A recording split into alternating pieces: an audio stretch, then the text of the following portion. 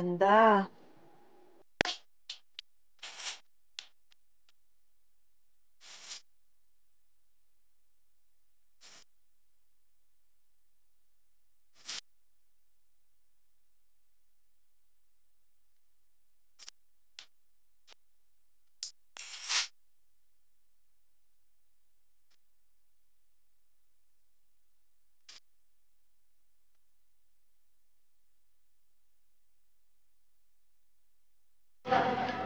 What's up guys, Summer here and welcome to another episode of Summer's Auto Marketing Channel.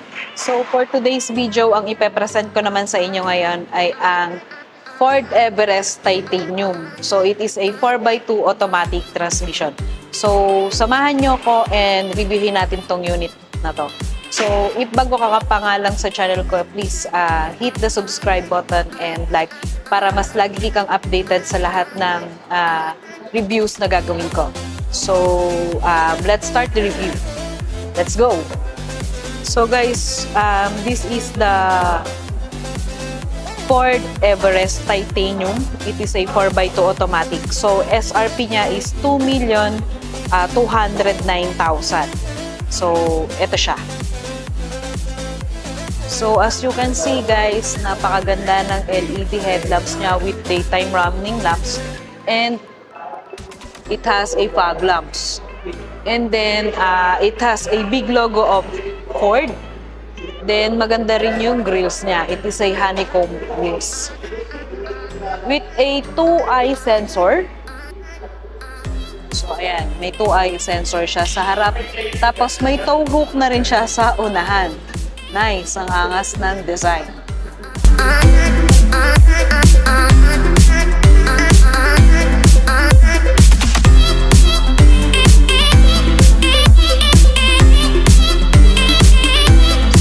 Ito nga pala yung engine ng Ford Everest Titanium.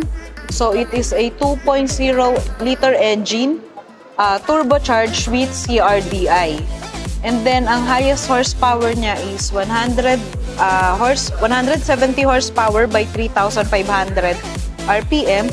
And then, yung torque niya naman is 405 by 1,700 to 2,000 RPM.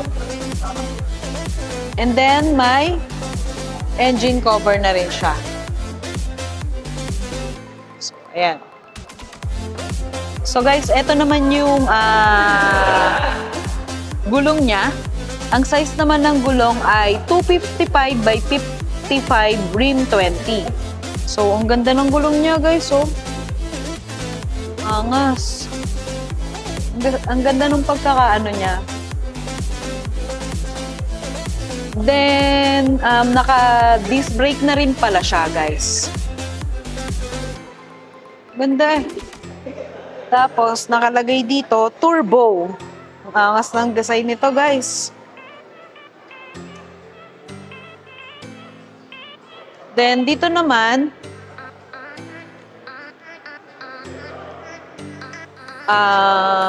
naka-LED side turning lamps na rin siya, guys.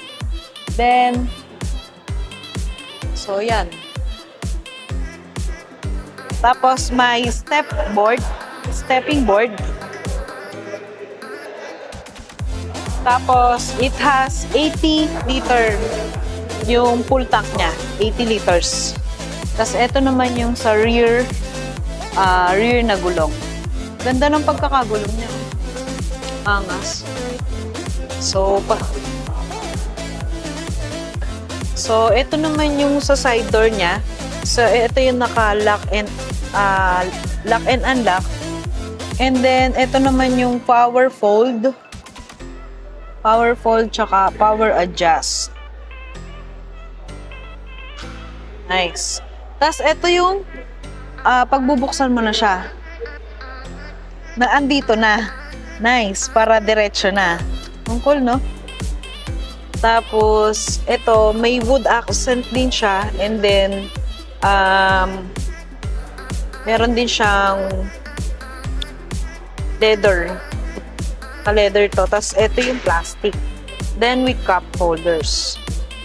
So, dito naman, guys, sa upuan niya, meron siyang 8-way adjust. So, naka 8-way adjust with lumbar support. Tapos, ang kanya namang upuan ay, wow, genuine leather. Matigas eh. Ganyan yung mga magagandang leather, matigas.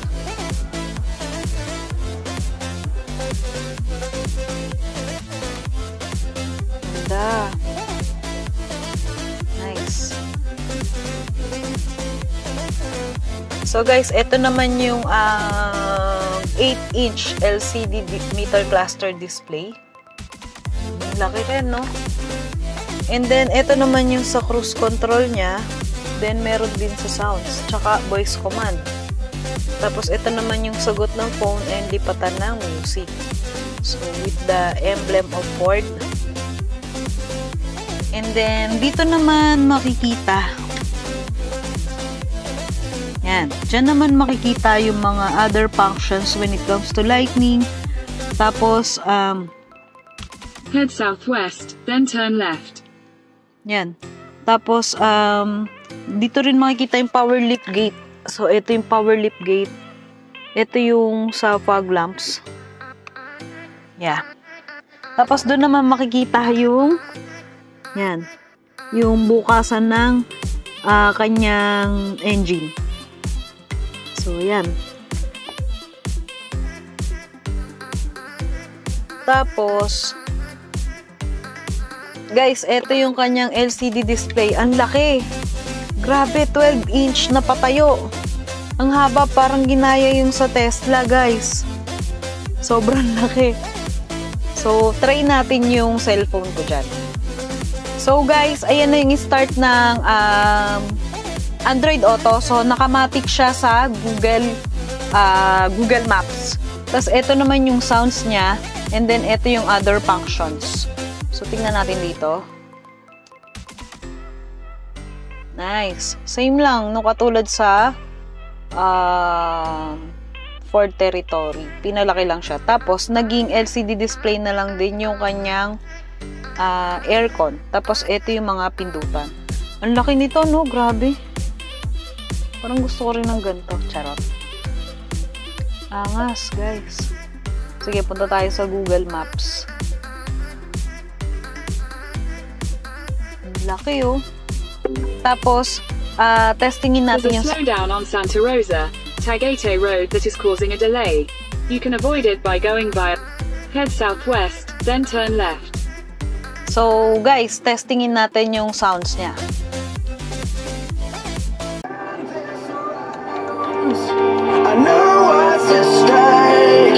Maganda.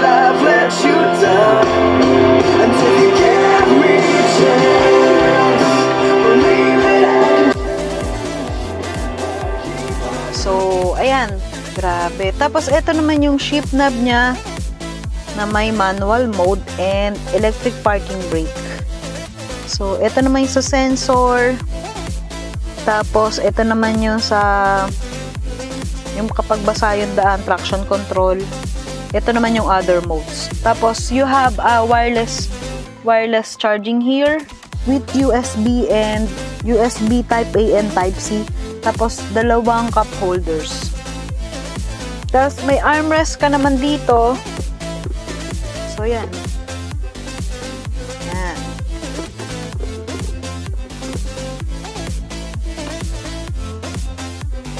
Tapos, ito naman yung seat niya. Ganda rin eh, no? Yan. Yung, ano niya. May wood din. May wood accent din dito. Tapos, ito yung glove box. Okay. Anong aircon. Tapos, ito naman meron kang panoramic sunroof. Yan. So, one touch na lang yan. Tapos, meron ka naman ditong sun glass holder. So, may speaker ka pa dito. It has a 10 speaker. Then, may vanity mirror ka rito. So, yan. So, yeah, ang laki ng headroom and legroom niya, oh. Grabe, lakas nito. Tapos, ang airbags nga pala nito ay 7. So, 1, 2,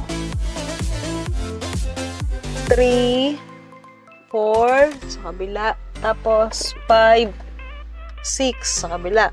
Tapos, meron naman to sa ni rin. Sa ni ng driver.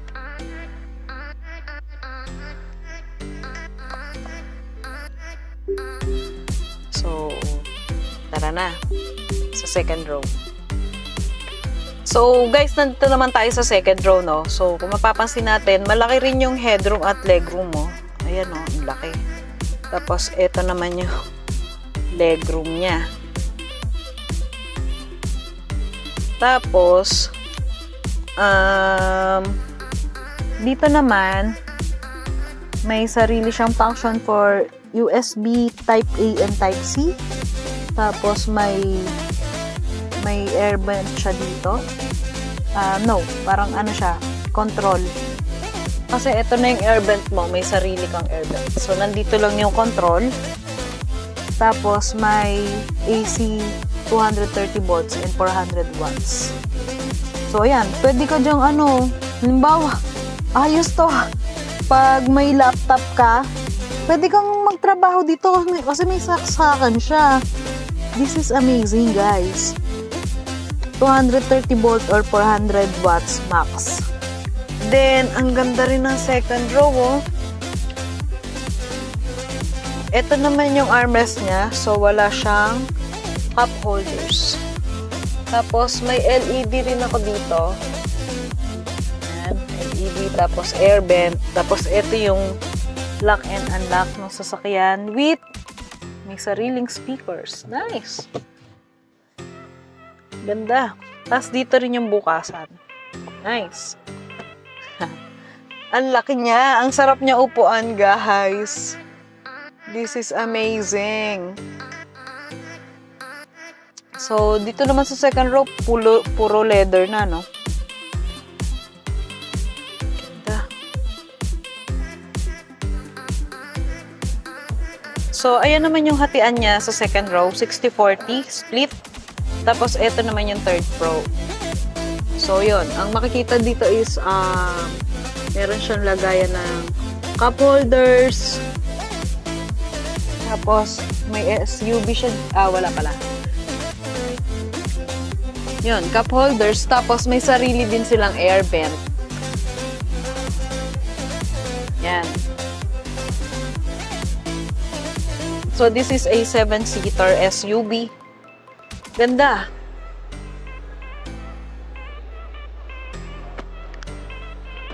Tapos, guys, eto naman yung third row. So, as you can see, ang ganda. Ganda na ng tail lights niya with the titanium and Everest. Plus a logo of Ford. And then it has camera on back and 4-eye sensor.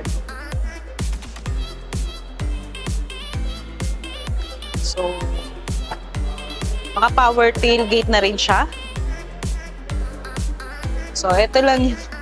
Ito yung space. So, ayan yung space na makukuha mo. And may lights na rin siya sa gilid. So, may hook na rin siya dito. Para kung sakaling may ilalagay ka, pwede. Tapos, nandito naman yung set of tools mo. And then, sa ilalim naman yung kanyang spare tire. So, ito rin, naka-power tailgate.